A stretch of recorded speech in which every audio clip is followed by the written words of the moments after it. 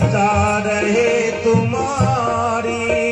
महफिल वही है जिसमें चर्चा रहे तुम्हारी। अपना वही है जिसने जिक्र तेरा किया है।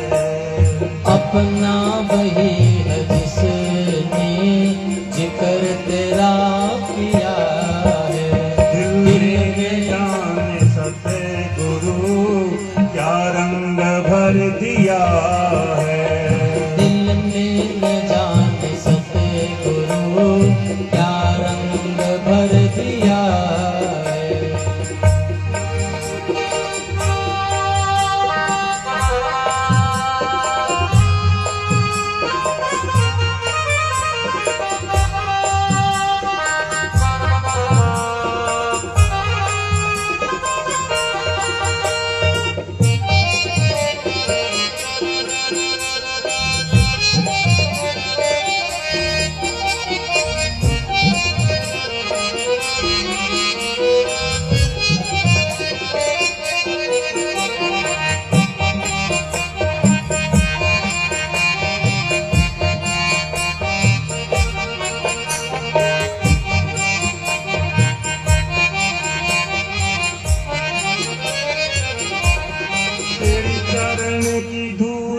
जब से मस्तक को छू गई है।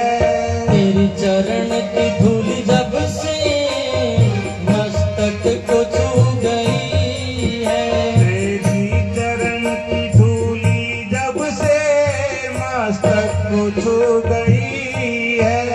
चरणों की धूल जब से मस्तक को छू गई है। मेरी नजरें बदल गई हैं, जीवन संवर गया है। मेरी नजरें बदल गई है, जीवन संवर गया है। दिल में न जाने सतगुरु क्या रंग भर दिया है। दिल में न जाने सतगुरु क्या रंग भर दिया है।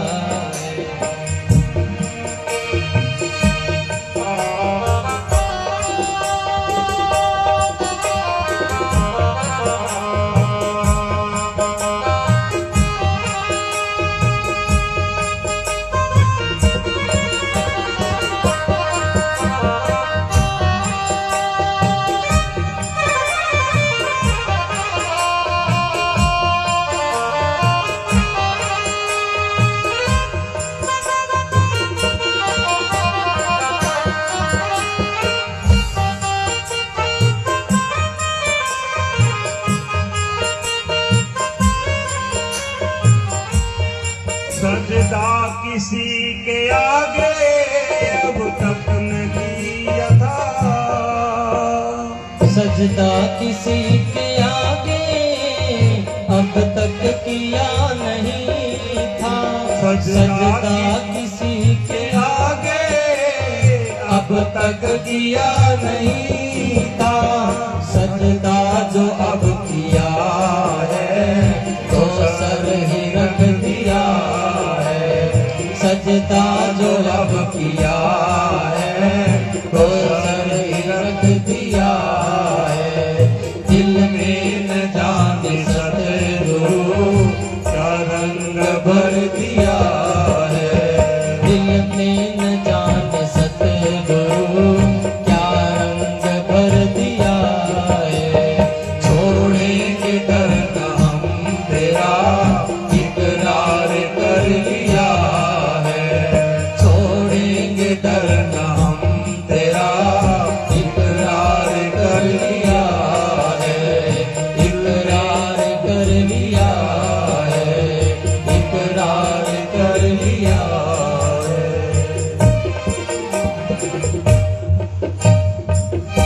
बोलो सद्गुरुदेव भगवान की।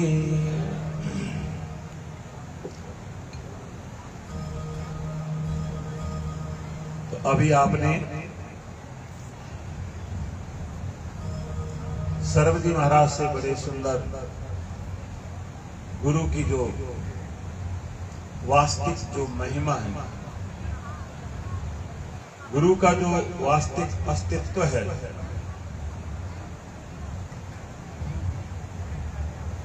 गुरु का जो वास्तविक स्वरूप है, उसकी चर्चा आपके सामने कर रहे थे।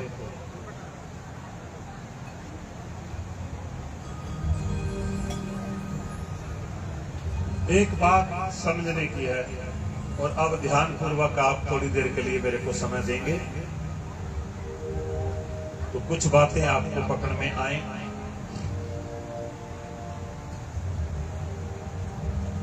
सिद्धांतिक बात यह है कि मानव का जो शरीर है, मानव का जो चोला है, इसमें परमात्मा ने आपको जिस चीज की प्राप्ति करनी है उसकी सामग्री दे करके भेजा है।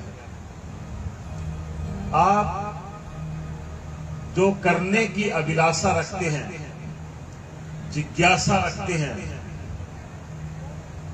उस सब की सामग्री मानव को दे करके भेजा है। क्या दे करके आपको भेजा है?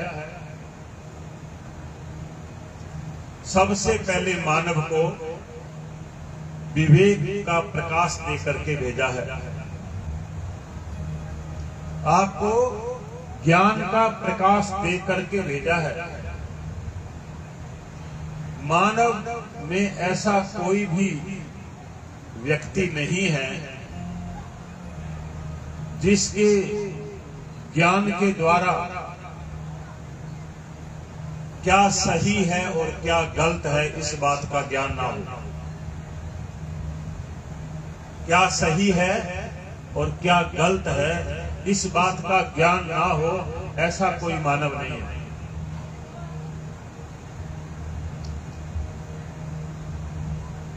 जब हम कोई भी कर्म करते हैं, जब कर्म करने में संकोच पैदा होता हो, भय पैदा होता हो, घबराहट पैदा होती हो और छुपाने का भाव पैदा होता हो, तो आपका ज्ञान इस बात का प्रकाश करता है कि मामला सही नहीं है। क्या समझ में आई? ये जानते हैं ना, आपके भीतर वाला दीपक जो है वो दिखाता रहता है इस बात को। तो आपको जो अस्तित्व ने मानव का शरीर दिया, उसमें विवेक रूपी, ज्ञान रूपी सामग्री दे करके भेजा। और उस प्रकाश का अगर सही सही देखने वाला देखता जाए और उस ज्ञान का सही सही आदर करता जाए, तो क्या कोई भटक सकता है? क्या विचार करो आप। कोई भी नहीं भटक सकता। और ये बड़ी एक आश्चर्य की बात है कि जो बारी बारी सत्संग सुनने के लिए आते हो ना, या जहां सत्संग होती है वहीं सत्संग सुनने जाते हो, अब ये समाज की दृष्टि से तो ऐसा लगता है कि हम बड़े धार्मिक हैं, बड़े सत्संगी आदमी हैं। मेरी बात समझना। लेकिन ये इस बात की भी संदेश देता है कि अभी भी हम सिर्फ स्वान जी कर रहे हैं, जाने की तैयारी नहीं की है। बारी बारी बैठ करके सुन लेते हैं, वहां जाना है, ऐसे जाना है, उसमें ऐसे ऐसे करना है, लेकिन करना नहीं है और जाना नहीं है। आप बात किया लगी था ना। और जो करना होता है वो तुम किसी से पूछते भी नहीं। जो करना होता है उसकी सलाह भी नहीं लेते, और कोई सलाह दे तो कानों में पहले ही दूजा अड़ा ले, क्योंकि काम करना ही है, सुननी को नहीं की। क्या विचार है? जो आपने करना है उसको आपको कोई बताए तो भी आपने सुने को अनसुना करना है। इससे क्या सिद्ध होता है? इससे ये बात सिद्ध होती है कि जिस ज्ञान के प्रकाश में हम वास्तविकता जानते हैं, उस ज्ञान का अगर कोई व्यक्ति आदर कर लेता है तो ये उत्तम अधिकारी है कि उसका ज्ञान ही उसको सत्य की तरफ अग्रसर करता चला जाएगा, क्योंकि ज्ञान आपके भीतर पहले से है। चलो मान लिया ज्ञान तो है, लेकिन हमको उसको इस्तेमाल करना नहीं आता है। क्या नहीं करना आता? इस्तेमाल नहीं करना आता। रसोई में घी भी है, मिर्च मसाले भी है, ठीक है ना जी, सूजी भी पड़ी है, लेकिन सीरो बनाना को नहीं आवे है जी, सब्जी बनानी को नहीं आवे, सामान सारे पड़े है लेकिन बनाना को नहीं आवे। लेकिन फिर कोई बनाना सिखा दे तो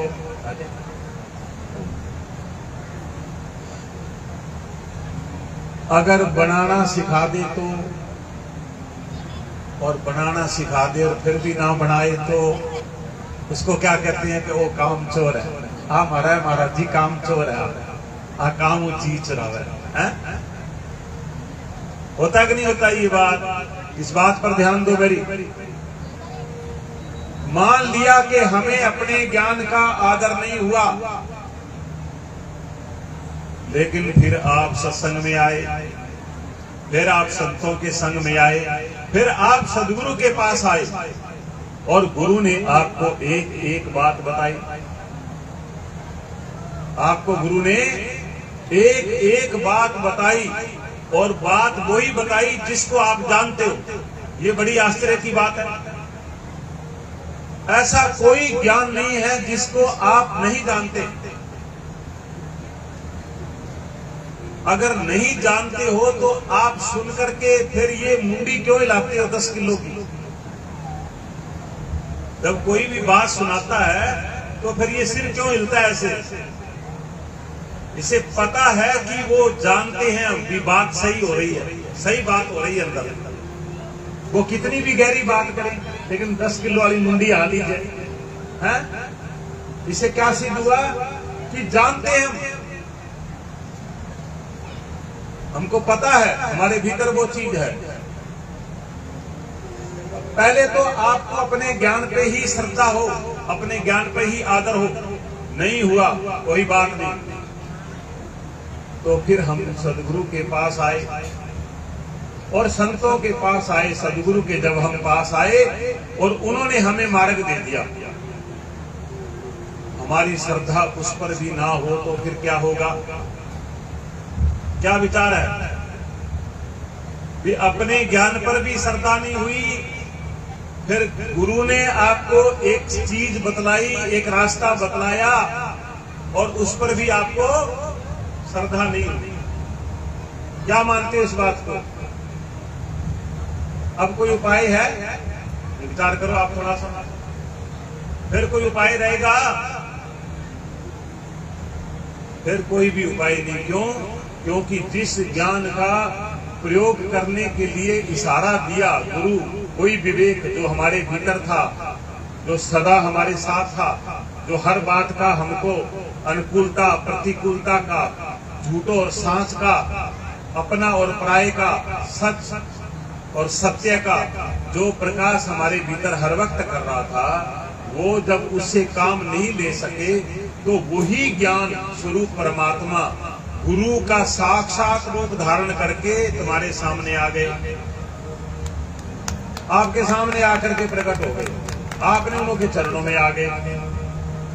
अब अगर उस ज्ञान का जो साक्षात प्रकाश आके तुम्हारे सामने से बोलने लगा, पहले तो भीतर से बोल रहा था और फिर तुम्हारे सामने प्रकट होकर के आया और उसने ज्ञान की एक एक गुत्थी को बतलाया, एक एक अपनी भूल को सुझाया,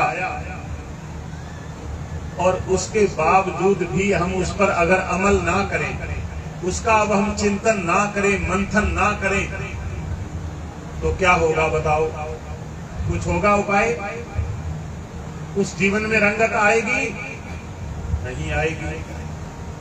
तो शास्त्रों में कहा है कि 4 प्रकार की दीक्षा है। गुरु, 4 प्रकार की दीक्षा देते हैं। गुरु के 4 प्रकार की स्टेजें हैं। अब तुम कौन सी स्टेज के अधिकारी हो, ये अपने को पहचानना है थोड़ा सा। उसकी मैं थोड़ी चर्चा करता हूं आपके आगे। पहले गुरु की दीक्षा क्या है? मंत्र दीक्षा है। कौन सी दीक्षा? मंत्र दीक्षा है कि गुरु के पास आप गए और गुरु ने आपको नाम दिया। आपको गुरु ने नाम दिया और वो नाम दिया और उसको जपने की विधि बताई। नाम क्या दिया? अगर पूर्ण गुरु है तो वो आपको नाम भी जो देगा ना, तो वो भी नाम ऐसा देगा जो जपने वाला नहीं है, जो अजपा है। वो जपना नहीं है, उसमें सिर्फ आपको सुरती करनी है। सुरती का मतलब जानते हो? सुनना। करना नहीं है, सुनना है। अर्थात वो मंत्र हर वक्त रात और दिन जैसे झरना बहता है और झरने की जैसे झनकार होती है, जैसे उसका संगीत पैदा होता है झरने के गिरने से, ऐसे ही श्वास के संघर्षण में निरंतर वो अजपा जो है वो निरंतर अपनी झनकार कर रहा है। क्या समझ में आई? अब वो जो झनकार कर रहा है, अगर आपने उसमें सुरती लगा दी तो आपको वो रात और दिन अहिर्निश उस मंत्र की गूंज आपको सुनाई देगी। आप जप नहीं रहे हैं, आप सुन रहे हैं। इस बात को समझो आप। और जब आप उसको सुन रहे हैं तो गुरु क्या करते हैं? गुरु ने आपको उसका लक्ष्यार्थ बताया। आपको क्या बताया? लक्ष्यार्थ बताया भी। ये जो शब्द रात और दिन, तुम्हारे सोने पर भी, तुम्हारे नींद में जाने पर भी, जागने में तो है ही, नींद में जाने पर भी वो जप कभी बंद नहीं होता। क्यों? क्योंकि वो श्वासा के भीतर है। श्वासा चलती है और श्वासा के भीतर मंत्र चलता है, गूंजता है और गूंजता है। और उस सुरती को अगर आप लगाओगे तो वो शब्द आपको स्पष्ट रूप से दिखाई देगा। गुंजार होगी उसकी, और गुंजार होती है और उसमें एक लक्ष्य अर्थ है कि वो शब्द जो है वो किसी लक्ष्य की तरफ इशारा करता है। किस लक्ष्य की तरफ इशारा करता है? जिसकी आपको रात और दिन मांग है, जिसकी तुम्हें रात और दिन प्यास है, उस लक्ष्य की वो बात करता है। वो उस जगह पर इशारा कर रहा है जहां के लिए तुम जन्मों जन्मों से तड़प रहे हो, तरस रहे हो। आप ये बात समझने की है। और वो क्या है? वो सत्य है। अगर 2 शब्दों में बोला जाए तो वो क्या है? वो सत्य है। और सत्य कैसा है? जिसको परमात्मा कहा, जिसको भगवान कहा, जिसको ईश्वर कहा, और जीव की दृष्टि से जो आनंद वाला है, आनंद का सागर है। अर्थात उस लक्ष्य में अगर सुरती चली जाए तो रात और दिन ऐसी कोई स्थिति नहीं जिसमें आनंद ना बरसता हो। हर क्षण आनंद की वर्षा हो रही है। वो आनंद का सागर है। और अगर 30 साल, 40 साल से, 20 साल से गुरु दीक्षा लेकर के अगर इस बात को नहीं पकड़ सके तो फिर दोष किसका है? किंगो दोष है? नहीं, गुरुजी को दोष है। कई क्या हमारा गुरुजी तो क्रुंड हो गया, मैं दूसरा बनाऊंगा। ये तो नरमाल तरह गुरुआ ने भी क्रुंड कर दिया था। बोलो सदगुरुदेव भगवान की। लारला गुरुजी क्रुंड हो जाए, नया बना लिया आपने, क्या दिक्कत है? गुरुआ की कोई कमी थोड़ी है, हैं जी? और ये बड़ा ही आश्चर्य होता है और फिर प्रमाण पता है क्या देते हैं? प्रमाण देते हैं कि दत्तात्रेय जी ने 24 गुरु बनाए थे। अगर थे तो अभी एक दो ही बनाया है क्या? अभी तो बाकी है 22 और बनाने वाला है।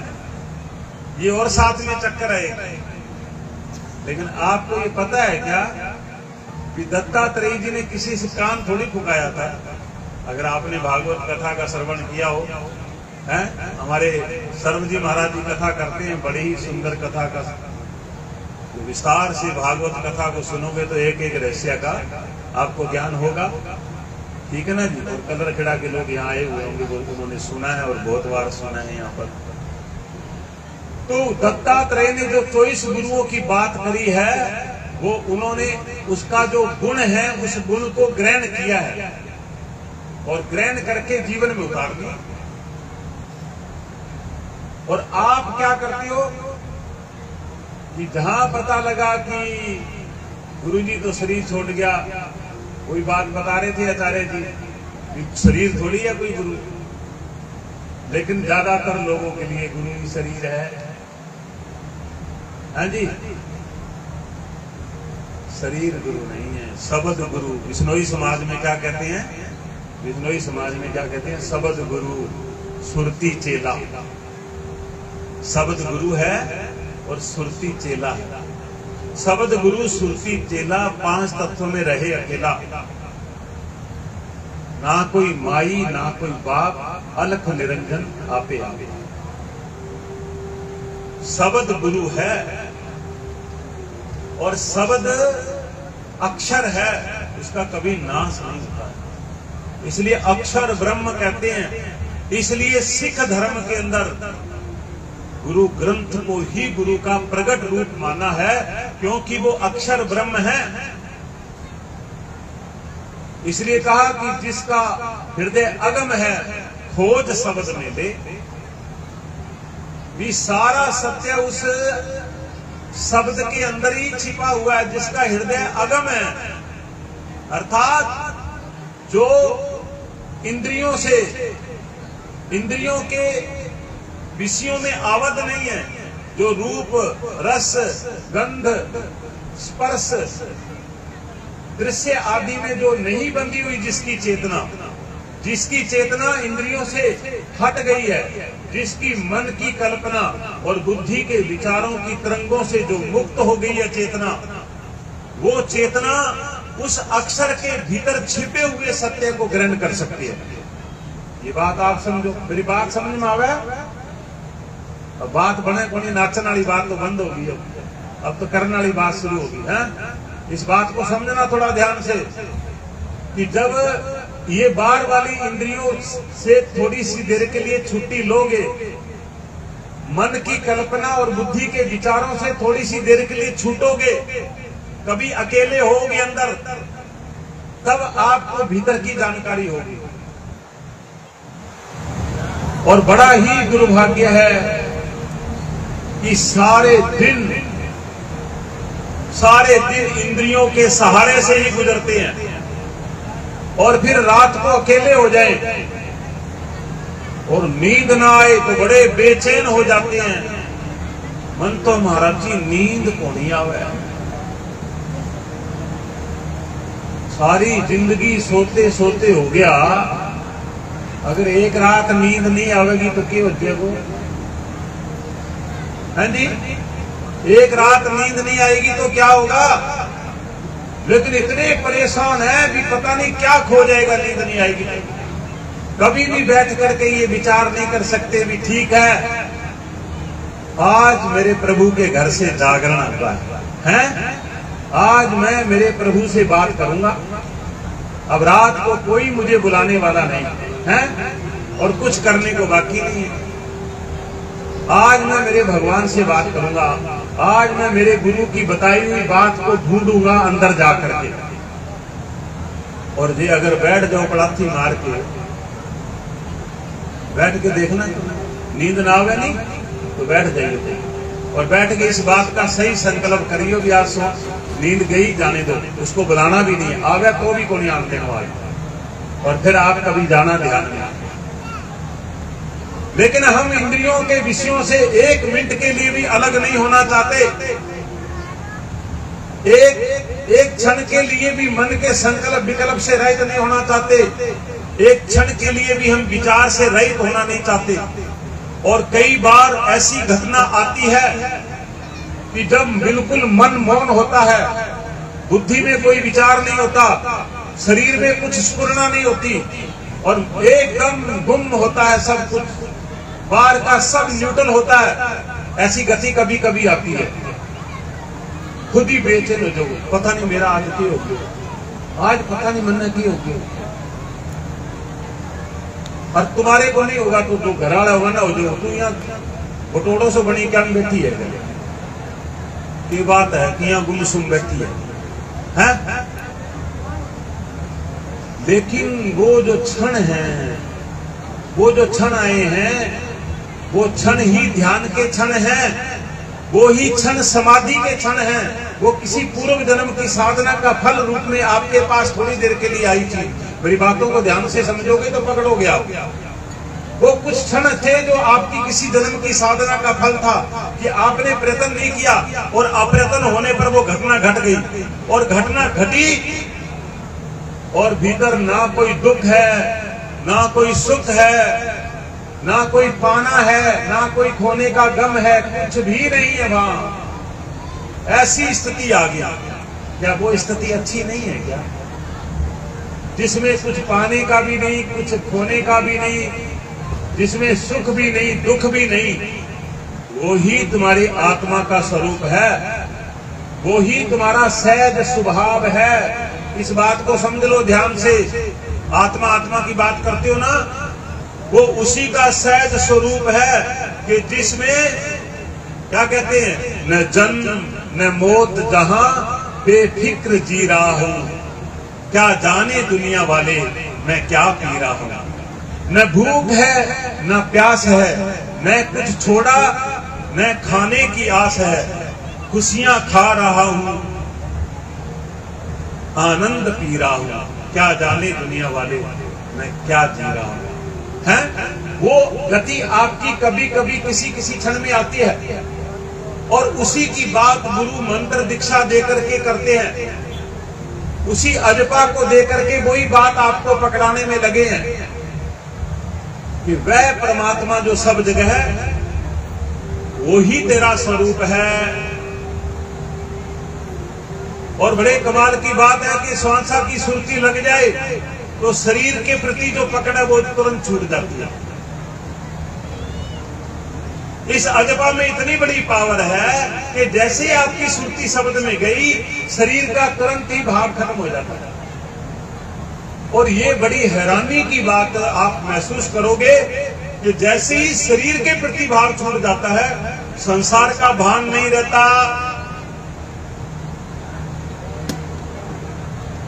आपको पहली बार ये सूत्र भी मिल जाएगा कि जो इतना बड़ा संसार दिख रहा है वो इतना बड़ा संसार नहीं है, जो शरीर भाव है उसके कारण इतना बड़ा संसार दिख रहा है। जिस क्षण शरीर भाव गिरता है उस क्षण संसार भाव नहीं रहता है, कहीं नहीं रहता है। आपके कोई खबर आ गई पियर से है और आप जा रहे हो, आपको कोई राम राम करे, कुछ करे और आपके कोई ऐसी खबर आ गई तो आपको कोई राम राम सुनाई नहीं देती, कोई बात करे तो वो सुनाई नहीं देती। क्यों? कान भी है, आंख देख भी रही है, लेकिन आपकी सुरती कहीं है तो कोई विषय नहीं पकड़ता। तो संसार कहाँ रहा? कहाँ रहा संसार? संसार भी जो है वो इस शरीर के साथ जो अहंता है, इस शरीर के साथ जो मेरी ममता है, उसकी पकड़ के कारण संसार है। ये बड़ा समझने की बात है मेरे भाई, इसको समझो ध्यान से। तो जब आप गुरु के मंत्र दीक्षा के अंदर भी अगर आप पूर्ण रूप से प्रवीण हो गए तो आप ये देखोगे कि दिन प्रतिदिन आपका शरीर भाव गलता चला जाएगा और आत्म भाव आपका पुष्ट होता चला जाएगा। जहां आपके भीतर से जो भय है वो मिट जाएगा। भय क्या चीज है आपको पता है? भय क्या चीज है? भय मृत्यु की छाया है। भय क्या है? मृत्यु की छाया है। मृत्यु किसको कहते हैं? कि जो मिट जाता है फिर मिलता नहीं है। इसी को कहते हैं ना, आपको भय किसी चीज से होता है तो किसी चीज से होता है जी? आपका धन चला जाए तो भय है, तो मिटने का क्या है कि पीछे कौन तो जी के कराने। क्या समझ में आई? भय किस बात का है? भी फिर पीछे बिना क्या जिएंगे? वो कहते हैं कि मुल्ला नसरुद्दीन को डाकुओं ने एक पत्र भेजा कि 7 लाख रुपया ले गए, फलाने पहाड़ पर आ जाइए, नहीं तो तुम्हारे को मार दिया जाएगा। मुल्ला नसरुद्दीन बताए हुए टाइम से आधा घंटा पहले जाके बैठ गए। डाकू बंदूक लेके आया। मुल्ला बड़े समझदार हो, समझ गए हमारे इशारे को, टाइम पर आ गए। नहीं साहब, आधा घंटा पहले आया हुआ हूं, इंतजार कर रहा हूं आपका, तो ले आओ पैसे। पैसे नहीं, हमको पता है तेरे पास पैसे हैं, तू कहता पैसे नहीं। पैसे है लेकिन दूंगा नहीं, तो मरने के लिए तैयार हो जा। कहते मरने के लिए आया हूं, तेरे को मरने से डर नहीं लगता?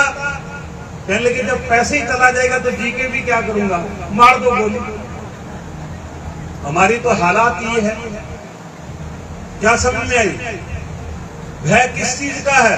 किसी चीज के मिटने की आहट है, उसी का नाम भय है। अगर आपको मिटने का डर छूट जाए तो क्या भय रहेगा? क्या चिंता रहेगी? क्या पीड़ा रहेगी? तो अगर आपने गुरु मंत्र के द्वारा शरीर भाव को जीते जी गिरा दिया और आत्म भाव की अनुभूति की झलक आनी शुरू हो गई, तो क्या जीवन में भय रहेगा? दुख रहेगा? पीड़ा रहेगी? नहीं रहेगा। लेकिन करते नहीं है, हम करते नहीं है, हम प्रयास नहीं करते हैं। संसार में हम प्रयास करते हैं, संसार में हम हारते नहीं है। चाहे माने कोई ना बुलावे, बड़ी बेचैनी, क्या मैं नून तो कोनी दियो, बावड़ी भूत है। फेर फेरू की नहीं अटकना लगावे, बहाना लगा के चलो पहला मैं सूट दे दो, वही दी जावा क्या काल ने कहना तो कौन रहे वो है। लेकिन बेचैनी बहुत है ना, भी संबंध कोई तोड़ना चाह रहा है तो भी जोड़ने की ताकत। समझना मेरी बात को, संसार में सब जगह चोट पड़ेगी लेकिन फिर भी वहां से जुड़ने के लिए ताकत। झूठ है लेकिन उसी को बार बार पकड़ने की ताकत। लेकिन जो संत कह रहे हैं, शास्त्र कह रहे हैं, उसमें रत्ती भर भी झूठ नहीं है, लेकिन उधर जोर नहीं लगाते। उधर कभी भी एक बारी दाव पूरा नहीं लगाते, भी एक बारी दाव पूरा लगा के देखा मोटा शायद सच्चाई कहता हुआ अठा तो था ना, है भी मोटा सही कह आप ही था ना, पतो है। ठीक है ना जी, क्योंकि डेरे में आते तो क्या महाराज जी तरह शांति बहुत है। अठा आजे तो जानने जी कौन करे हैं, क्यों नहीं करता? क्या हो जाता है यहाँ के? क्योंकि यहाँ भीतर आनंद होता है तो वहां की जलवायु हवा के अंदर भी वो आनंद, वो शांति जो है वहां पर खो जाती है। उसका प्रभाव है आपके भीतर भी। जब वो चीज घटेगी तो वही घर आपका आनंद का घर हो जाएगा।